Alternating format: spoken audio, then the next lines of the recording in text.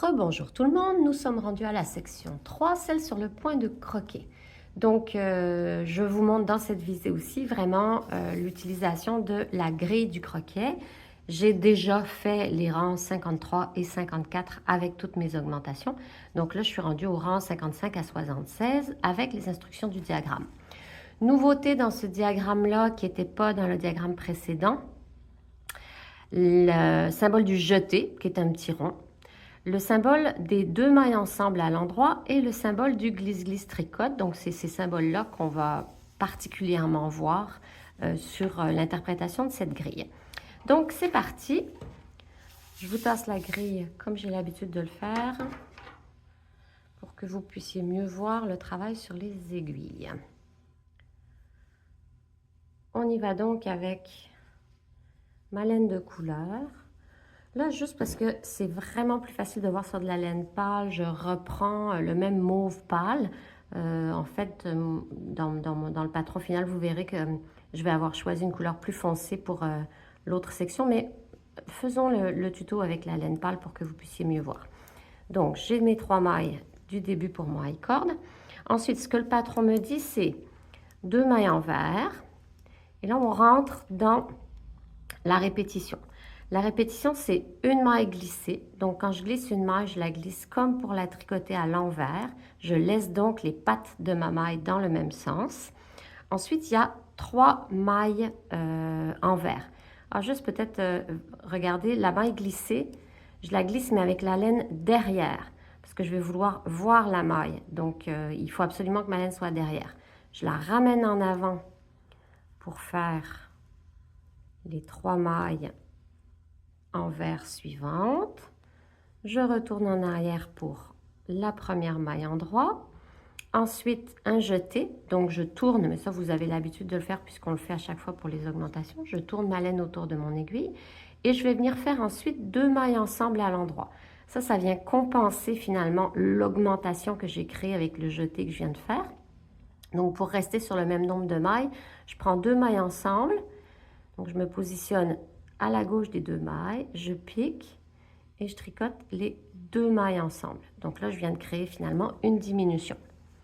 Ensuite, une maille en droit, puis 3 mailles en vert. 1, 2, 3. Et vous reprenez ce patron-là jusqu'à la fin du rang où il va vous en rester 4 à faire avec une maille glissée et puis 3 mailles à l'envers pour terminer. Donc, je vous refais juste ce pattern-là une dernière fois. La laine derrière pour faire la maille glissée. Je la ramène devant pour les 3 mailles en vert. Je repars derrière pour la séance dentelle, on va dire.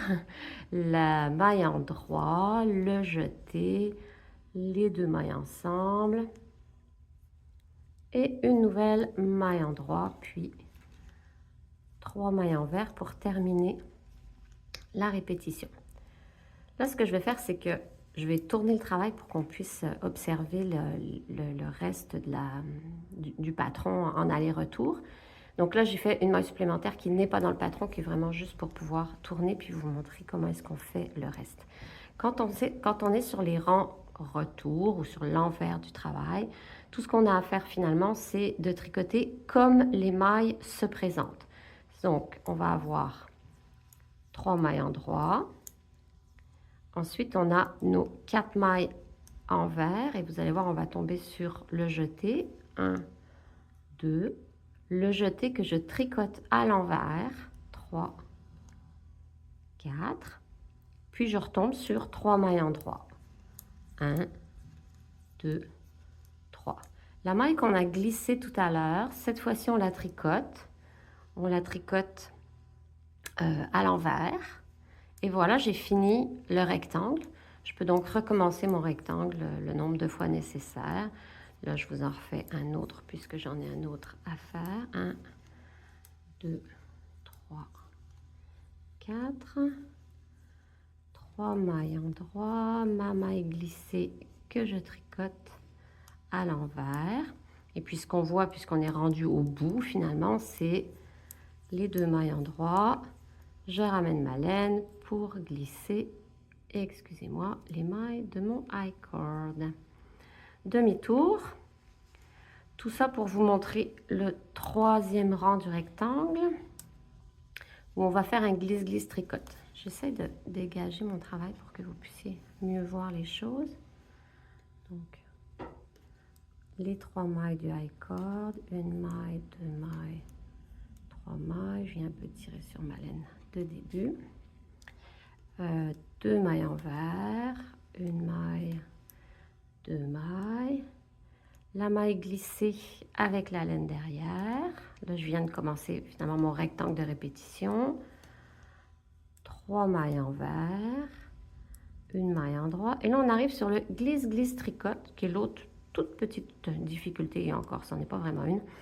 Quand on fait un glisse-glisse tricote pour faire une diminution, on vient prendre la première maille comme si on la tricotait à l'endroit. Je vais vous montrer pourquoi après. La deuxième maille, vous allez voir plusieurs choses dans les tutoriels, si vous en regardez d'autres sur ça. Il y a des gens qui la glissent comme pour la tricoter à l'envers, comme ça. Il y a des gens qui la glissent comme pour la tricoter à l'endroit. Moi, personnellement, on m'a appris à la glisser comme pour la tricoter à l'endroit, donc je le fais comme ça. Après ça, le mouvement suivant, c'est de, avec votre aiguille gauche, récupérer ces 2 mailles-là et placer votre aiguille gauche en avant de votre aiguille droite, ce qui va faire en sorte que quand vous allez tricoter ces 2 mailles ensemble, vous allez tricoter le brin arrière.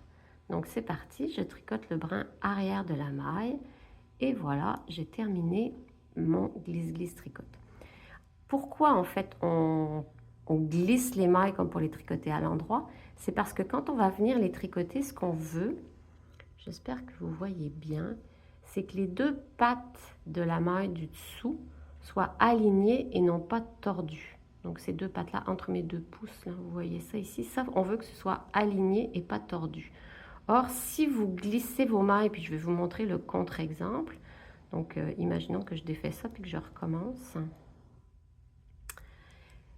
Voilà comment on est. Si vous glissez les mailles comme pour les tricoter à l'envers, donc faisons-le, je glisse comme pour les tricoter à l'envers, je les prends, je les tricote. Voilà, c'est fait. Regardez ici, entre mes pouces, la maille du dessous, elle est torse. Donc on obtient 2 brins, les 2 pattes de la maille qui sont l'un sur l'autre, le brin gauche étant par-dessus le brin droit.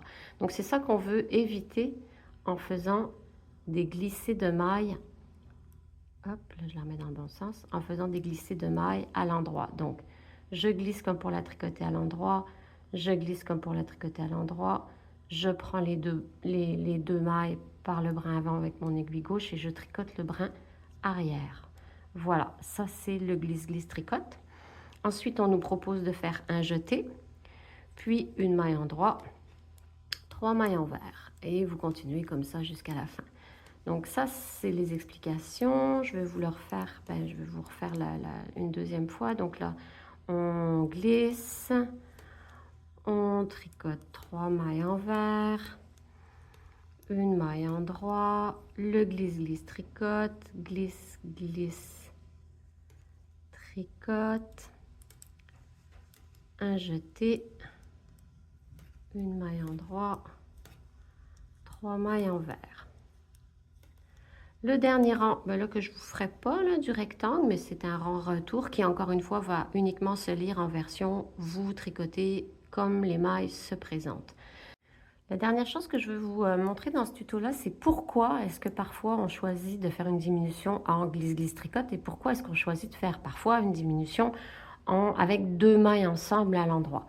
En fait, c'est que ça va provoquer une diminution qui ne va pas pencher dans le même sens. C'est absolument pas une phrase compréhensible tant qu'on ne l'a pas vue, mais vous allez voir visuellement, c'est assez clair. Donc, je fais la version glisse-glisse tricote. Parfait.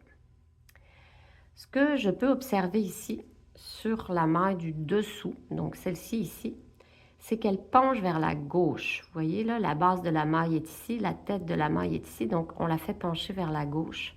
Alors que quand je vais faire 2 mailles ensemble à l'endroit, comme je viens de faire ici, ce qu'on observe visuellement, c'est que la maille du dessous, qu'on peut voir ici, elle penche vers la droite. La base de la maille est ici et la tête de la maille est ici.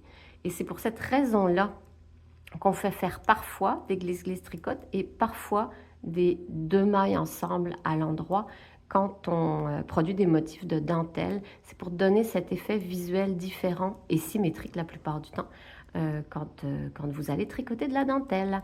Alors voilà, là je pense que je suis rendue au bout des explications pour la section 3 du point de croquet. Je vais aller la tricoter de mon côté et puis on va se revoir pour la section 4. Merci, bon tricot!